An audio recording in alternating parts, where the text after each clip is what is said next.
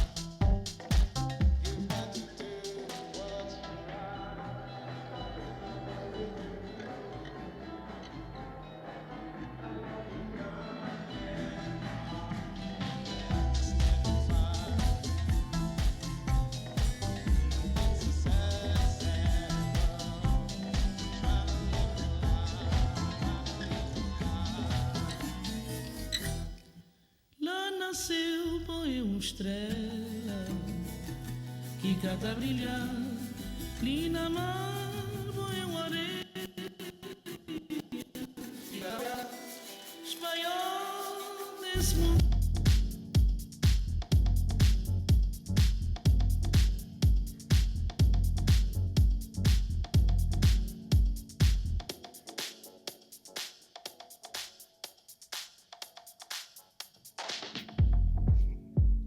Sorry about the sound quality in there.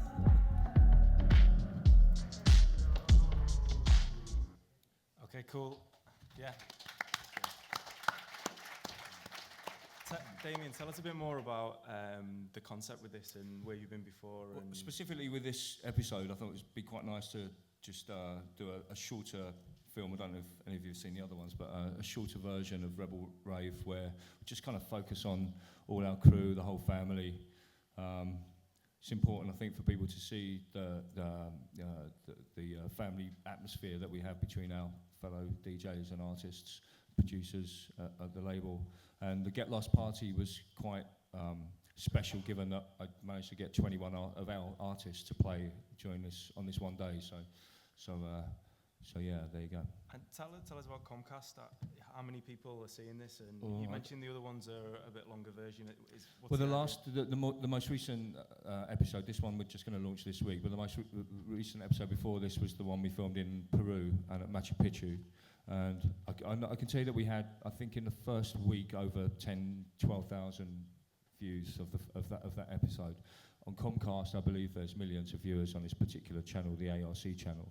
But it's a very difficult thing to. Okay. Let's come back on topic. The name of the panel is The New House Sound. I wanted to just bluntly kind of ask you, is what you're doing new and is it house? That's an interesting question.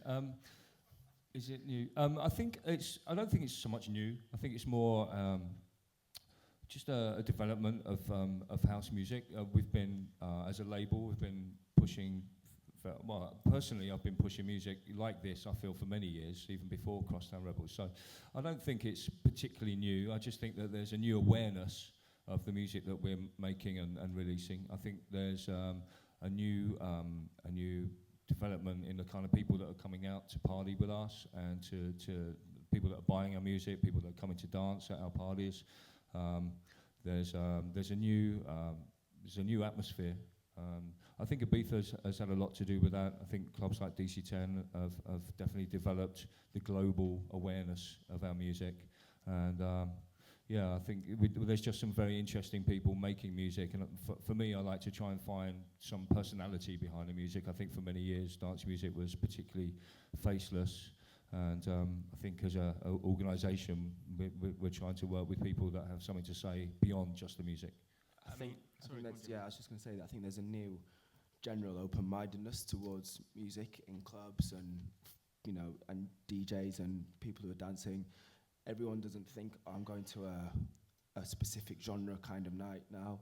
They go, especially the people who are into our music, they can go and they don't know what to expect. It can be a minimal record, a house record, a tech house record, a disco record, and people are just generally, there's no sort of, I don't think in electronic music, the borders between genres has ever been so blurred, so to speak. Back to Damien a second. Tell us a little bit about your background, because to get to this stage has been quite a long road and there's been some quite high-profile problems, distribution problems with the label. Can you Losing my mind, you mean? That one. Oh no. Can you give us a kind of a summarised version of, you know, how you've got to where you are? Yeah. How long do you want this one? 2 minutes. The risk of repeating some old ground.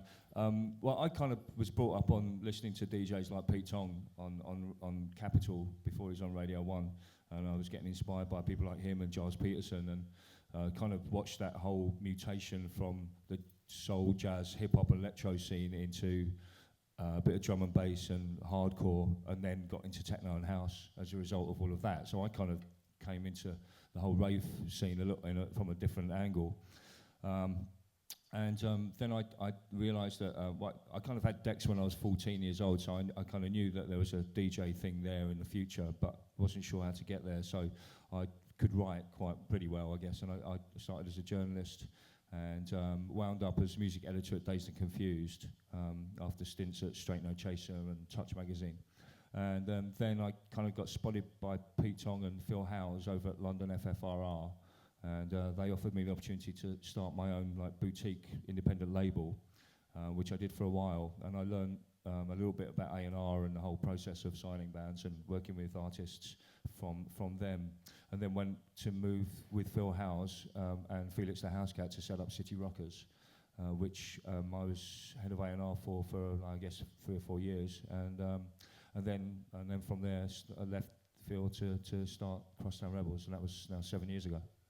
Okay, and it's been in the last 4 years since you kind of refound it again in 2008 that it seems like that was a turning point. Well, we had a few problems from the outset. I think after the second release on Crosstown Rebels, our distributor Ideal was starting to have some financial problems, and I think we just released the third record, and I was waiting to be paid for the first two, and they went into liquidation. So from the very outset, there was a problem, and I guess I should have read the signs then, but I carried on, and I guess we then moved to Into Groove, and then they went bust a couple of years later. We were owed a considerable amount of money then, and once again, I guess that would have been a time to realise actually maybe releasing house music is not the way forward. But I plugged on, and because I had firm belief in the artist that I was working with at the time. And then I moved to Amato, and then they went down after the next 2 years. I've got to be crazy really, because I really did put everything into these labels. And you know, when this happens, when you feel that you're doing something really worthwhile, and you're actually, I'm not making money really from a record label. You know, there's money to be made from the outskirts of that. But actually, the record label, when you're actually just subsidising the business to kind of put the music out there and give something to other people, and then to be hit with relentless problems with distribution companies, there's something terribly wrong. But the last time we had the problem with Amato, we were owed so much money, it was just impossible to survive. So I had to put the label into voluntary liquidation, and then to add insult to injury, I then had to pay money to buy back the name Crosstown Rebels in order to continue to survive. But I then went to all my artists, Jamie included, and explained the situation, and everyone was so cool about it, and basically was like, look, if you want to carry on, then we're going to waive the money that we're owed for the records, and we'll just crack on. So I'm very fortunate to have built such an amazing family around what we do. So yeah, finally we did crack on. We're now currently with K7, and things, thank God, are slightly on the up. Cool. For the moment. Jamie, I mean, your labels, tell us a bit about your labels, because in the last year they've become kind of a real zeitgeist, almost definitive cool.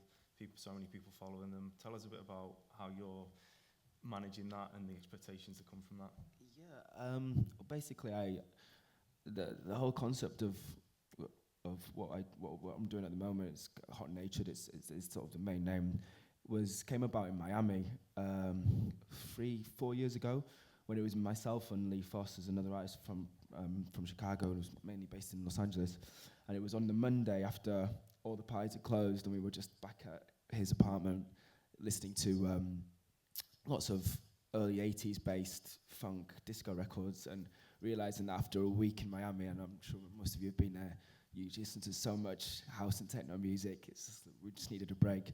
So we came up with the concept of just this kind of more eclectic sound, and we started putting parties on in Miami, and decided to start a label from it, with the ethos of just being completely open to any kind of anything, techno, disco, whatever. If we're into it and we feel that we can play it or support it, then we put it out. A bit like what Damien's been doing in a way, but maybe a bit more on the soulful funk or disco side of things. And yeah, it's just kind of grown from the parties. I think it was a little bit refreshing for a lot of people, because we did, I didn't know that many disco parties in Miami until that point. On the first one Damien played, and we played everything from, God, I don't even know, from Wham to every kind of record, and it went down. There was a lot of people from our scene and industry people, then it just worked really well. So And since then, yeah, we started the label Hot Creations, which was focused on original music by artists. And yeah, it was going not even 6 months. We were in the top 20 labels on Resident Advisor with like four or five releases or something. And yeah, just really good. We signed some amazing artists this year, and we kind of look at ourselves a bit more than just a music label. There's 3 labels. There's Hot Natured Re-Rubs, which is based on disco edits and pop edits and stuff, which we only put out on vinyl. And then Hot Creations, which is new artists, new music, any kind of stuff really. And then I just started a new one called Hot Waves, which is a quarterly compilation of mainly digital. We do put out a vinyl sampler with the 3 or 4 best tracks, but it's 10 or 12 digital tracks, mainly from artists who haven't maybe got a strong enough EP to go on Hot Creations. For compilations a year is quite a big commitment though, isn't it? Well, it is, but we've got so much music. I mean, I've just put the first one out, and already I've nearly filled up the second one, because there's just so many people are making music these days, and you know, if you spend the time to look for it, and we get sent so much. And the cool thing is, it's, you know, with digital, the good thing is you can put tracks out that you know that maybe they're not going to, you know, sell tens of thousands, but they are still really cool little records that we believe in. So one of the things you're talking about in terms of the different sounds and the different genres, I know Seth has talked about this before, that in recent years, maybe, you know, the last 2-3 years, the kind of idea of making music just for the club isn't perhaps so relevant, and you will get music that's to be listened to home or in the car or beyond. Well, that's the thing. One of the benefits of me, I think, one of the reasons why we kind of got success quite quickly with the label is because I already had an established DJ career, and I'd never felt the need to put big selling records out or big club hits out from the start, because I was already sort of doing well as a producer and DJing all over the world, so I didn't have that pressure. So it allowed me to be able to choose records that I basically take a lot of risks on records, and it kind of paid off. So let's talk about DC10. I know you've been playing there for a long time. You obviously had a stint residency there. Last year was the new era, which kind of ties in quite nicely with the idea of a new house sound. What changed last year? What was different about last year compared to other years? Or was there anything different?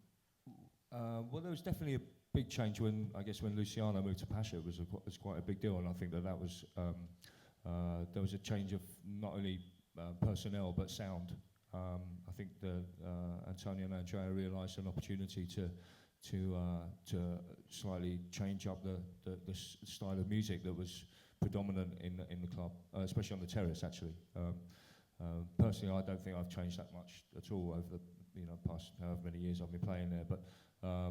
But certainly the terrace, bringing in Jamie and Seth was a massive deal. In fact, I think there was one or two Mondays last year when, without even us having like any kind of like credit for it, there was about 12 consistent Crosstown Rebels artists playing on the terrace, which was pretty phenomenal.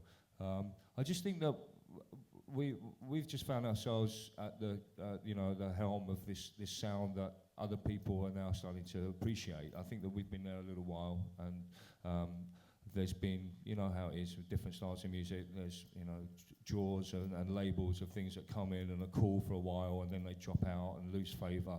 And I think we've just constantly been there with like good quality dance music that has a bit of a twist, that has a bit of a different element, that has something extra and is quality. And I think that our music and our parties and the people that we work with, I guess we're kind of aspirational for people to want to be part of that. And fortunately, our friends at Circle Loco touched into this, and now Jamie and Seth are the new kind of terrace heroes, which is phenomenal, really. I mean, Jamie and I met here in Ibiza many years ago, and to think that now he's like one of like the top 3 most favourite DJs in the world is like, for me, it's just phenomenal. So I'm just really proud of them. When you talk about your sound hasn't changed in during that time, the difference between yourself, Seth, and Jamie is still quite distinct. You're not all playing the same records at the same time. No. So where do we sit with that? I mean, I don't know. I think we just, I guess, I don't know. At the risk of sounding like a complete cock, you know, I guess I'm just an artist and I just do my thing, you know. And the same for these guys, you know. They just do their thing, and we don't really have the need to like look over each other's shoulder to see who's playing what, and you know, are you going to bass tonight? It's not. We don't really have that at all because we all have our own specific kind of areas. I play a lot weirder, a bit more trippy, I guess, a bit odd. And you know, they do their thing. Because I mean, there was with yourself and Lee Foz played a DC10 last year. People like Diet Sandarom, Dan Ganassia. There's an atmosphere almost more than a particular genre that you could put to it. But then other people like Matthias Tansman and Davide Scalacci, who are just as much a part of the new era, play something completely distinct. At the end of the day, none of it works without the other, you know. Especially in someone like DC10 Terrace, it's really good to have someone like Davide or Matthias, whose music I both really like. They, you know, it's much more of a rolling techno kind of sound, and then the night gets broken up with people like Seth and me who play kind of a bit more songy. You know, the set's more broken up with melodies and stuff rather than just keeping people rolling, which is both are equally important, especially in a party that goes on for God knows how long do they go on for. I was like, I should know. I've been there for most of them. Most I mean, of the time. you obviously became resident officially last year, but you've played there for years and been going there since the beginning, more or less. It was funny actually. I was in the Circle Oak offices in Rome about a month ago. I've never been there before, and they've got all the posters from all the years up on the wall. And I was like, oh yeah, I was at that one. And then finally, like 2005, it was the first one I played at. And you know, it's kind of cool because for me, you know, I've been in Ibiza coming here for 98. I came here for a holiday for a few years, and then I was living here working for. Came for a holiday for a few years. No, sorry. I was coming out here on holiday for a few years before I started living and working here for 6 summers almost. And for those 5 or 6 summers from 2000, I was at DC10 every week. Rain, thunder, sickness. I was still there. So to be finally part of it properly and be, you know, playing on the terrace at peak times and being able to give what you know, the music that I love to and share it with you know, that kind of crowd and that kind of atmosphere in a club like that, it's fantastic. I wanted to ask you, Damien, you live in LA, you're based in LA. How tell us a bit about the scene there compared, because obviously Ibiza and London are 2 big centres for kind of crosstown music and fans. What about in LA? Well, I'll speak about the US, I think, because I think that LA is just, you know, one of the biggest cities in the US, and I think there is. Someone was saying earlier, I don't remember. Someone was saying that in the US, it's you can play like 5 or 6 nights a week now in a decent house or techno club, which is something that you couldn't do a few years ago. There's a real fresh start, I think, in America. It's still not fully formed, but you know, I think it was mentioned earlier, the Electric Daisy Festival in LA gets about 150,000 people. There are 2 or 3 massive super clubs in LA that are packed week in and week out. And now there's a really cool underground scene. You can go and see DJ Harvey play, you know, to 800, 900 people in a warehouse downtown, or you can go and see our friends from Culprit do a roof terrace on a Sunday afternoon, and that'd be packed. In LA, we're going to do the first Get Lost party at a venue called the Music Box at the end of August, which is very exciting. And so yeah, the US is starting to really pick up on our music. I think it's about time, you know, because it's taken a long time. I moved to the States 3 years ago just because I wanted some sunshine, to be perfectly honest, and it turns out that America's actually catching up with us musically at the same time, so go figure. Jamie, I know you spend a lot of time there as well playing. One of the criticism, if you like, of the American scene has often been that even though the music was there and the DJs were there was never the culture to go with it. Obviously, for the music you're playing, it is very much a kind of a cultural thing. Do you find that in America even it's like that? It's a completely different kettle of fish, you know.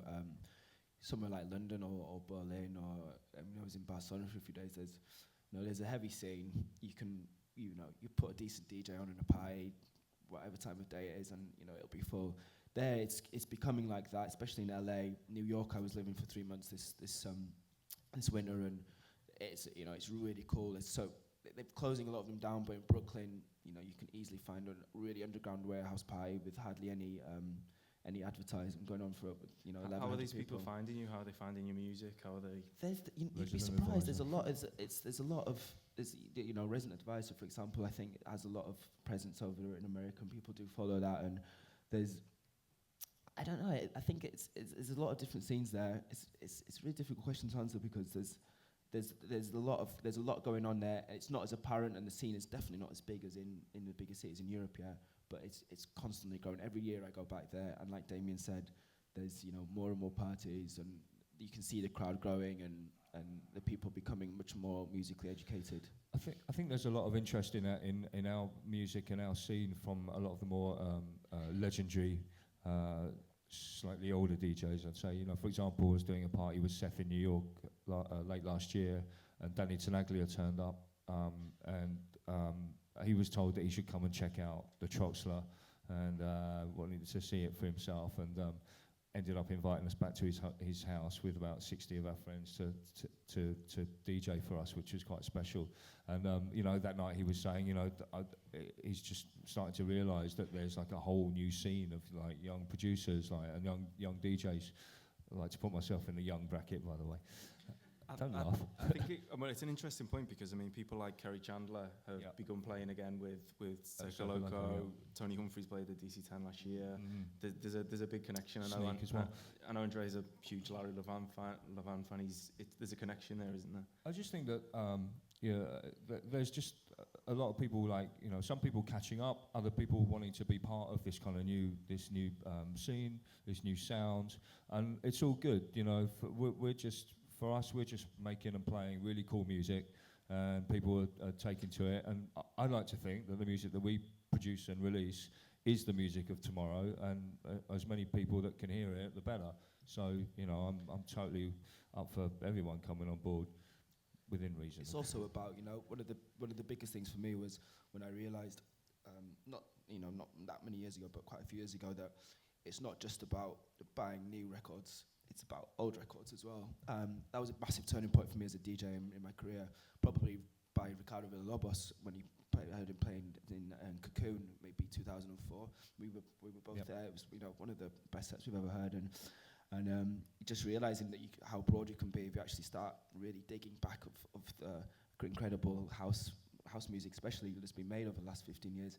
And now that the kids, and maybe I don't even know how I'm getting it over, the younger DJs and producers also know that from this emergence that's been happening mainly in Ibiza over the last years, and that's why people like Kerry Chandler and you've been playing with Green Velvet, right? Yeah, I've been working recently with Green Velvet and Kashmir, and even starting to do a track with Jamie Principal, which is like huge for me because these people are the music I've followed with such passion for so many years, so it's cool. Before we finish, I read a press release recently. It called you, Damien, the godfather to a new generation of artists currently sweeping the planet. But I didn't write that. You didn't write that. And I am very much like their dad, to be honest. I actually went to wake Jamie up about an hour ago. I am generally kind of doing that when we're... but I don't mind, we'll all get older. And still got my look. What's it like to have him as the godfather? It's true that Damien's he's very good at bringing people together and seeing things ahead of a lot of people. Very forward thinking, and he is the one who's brought people like myself and Seth, who work on DJ a lot together now, and like you said, the family atmosphere. He's the one who works relentlessly to bring all these new artists together and to push us to work together and to do our thing as well. But so it's, a lot of credit goes down to that. Cool, thanks. Let's get some questions. Hands up. Okay. Right then. Melissa. What's the cover? No. Oh, quick. The floodgates have opened. Where's the toilets? How do you see the music scene growing from now on in London, for example, within underground house music, the sound you're emitting? Jamie? Oh, wow. London's is a mad place at the moment. I'm not there so often, but you know, a lot of my friends have got their ear to the ground, and there's just so many parties. There's not the problem with London at the moment is venues massively. It's you know it's very difficult. There's not other than Fabric. There's not a solid club that's playing our kind of music or this kind of house and techno. So I think it's just going to keep on growing. It never went down in my opinion. It was always strong, and now it's probably one of its strongest ever. So it's difficult to say which way the music is going, but I think now that a lot of doors have been opened to this feeling that you can do anything, it's the possibilities are endless. There's obviously been some fairly high-profile big club closures in London. Has that just changed the way the scene works, or has it been felt, or what's the some really high-profile club closures over the past 2-3 years? I don't know. Personally, I left London. I decided to leave London just after the T-Bar closed, because I felt that we'd been involved in such an amazing party there, the Stink Party, that after that I just couldn't really see anything. Couldn't feel anything that exciting. So for me, London just did start to get a bit stale. But now it's brilliant for me to go back, and there's so many amazing parties actually in London that his crew are up to, and our friends that do the cubicle parties, they're really cool. There's I don't know. There's a few new places as well in London. I'm not quite sure where they're coming from, what the vibe is. I don't quite understand why there's kind of a few copycat venues. I feel that London isn't the only city. There's Who's copying? Who's copying what? You should go and have a look.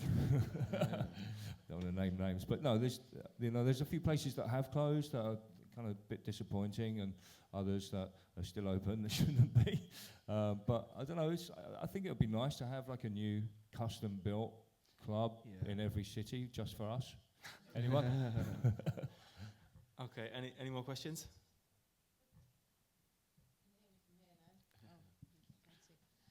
You both got quite a big presence now in Ibiza, both working in production and DJing all over the world.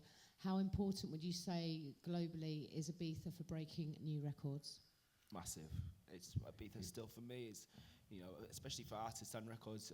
If you have a record that's played all summer in space, in DC10, in Amnesia, and it can really take an artist to the next level. You just have to look at people like Luciano, Sven Bath, the whole Cocoon brand.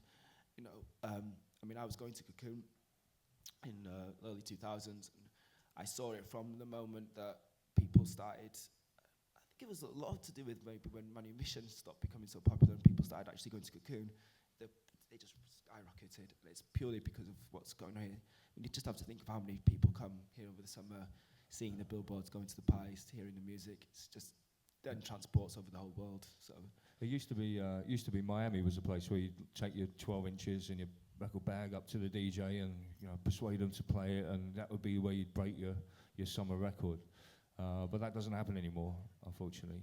And don't quite know what's going to happen with Miami from here on in, but I think that now that puts even more focus on Ibiza for the summer.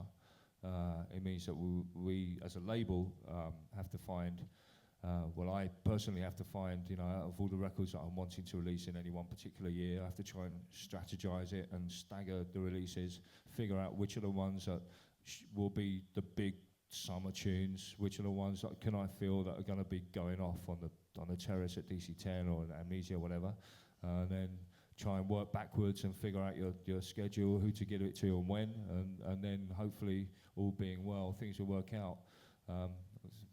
Obviously there's a big crystal ball at home, and I'd have to look into that. But that's generally, what we do now. Ibiza is like the mecca of, breaking a record. If you can get, Jamie Jones to play your record on the terrace at DC10, you're sorted, basically, these days. There's one thing I want to say as well. It's quite difficult. The gap between Miami and the summer. For example, this year I signed a couple of things that are hopefully going to be really big summer anthems. And as soon as if we play them, like there's one by a guy called Danny Days that I signed just in Miami. He's a guy from Miami, and Seth and I were both playing it at every party in Miami. And then obviously Damien and everyone seems to be wanting this record now. And because of the way the internet and everything's going on, there's so many people out there. As soon as they find out what it is, they want it there and then. And it's so difficult to hold it back for the summer because you still want people to be playing it every week in the summer to make it, take it to that next level. Yeah. And just finding the right time to release it and to give it to the right DJs is such a strategy. Yeah, now. we've actually just had to bring one particular release forward just due to the fact that it's been ripped by some people online. I mean, we do use an anti-ripper company to try and help us get rid of illegal downloads and whatever sharing. But there's a few that always slip through the net, and consequently there's one particular record from ACO Plex that we were going to put out at the end of August, so we've now had to bring it forward because it's just ridiculous the amount of people that have it. And so not only that, I've had to put him back in the studio to make a new version, as well as the remix that's coming. So because it's just ridiculous, within a couple of weeks of it being ripped from his live show, or from one of the sets at Get Lost in Miami, we now have, I don't know, thousands and thousands of people that have this one record that we are trying to, survive, keep our business afloat with. So, yeah, it's a bit tricky. Okay, we're going to have to finish it there, so round of applause for the guys. Thank you very much. Thanks, guys. And they are playing tonight at Pasha. I think the party starts about midnight. Damien, We're actually going to be joined by Mr. C as well. Mr. C, Damien Lazarus, and Jamie Jones. Cheers. Thank you.